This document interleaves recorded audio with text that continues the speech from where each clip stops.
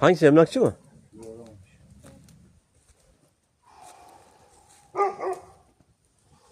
Gel. Bunları çekeyim dur. Şimdi ekmeklerini vereyim, şunlara bir yemek vereyim de. Bu da kaynasın, öyle vereyim.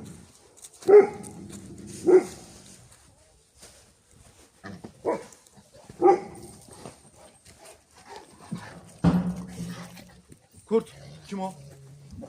Yakal, kim o? Hop başlıyoruz.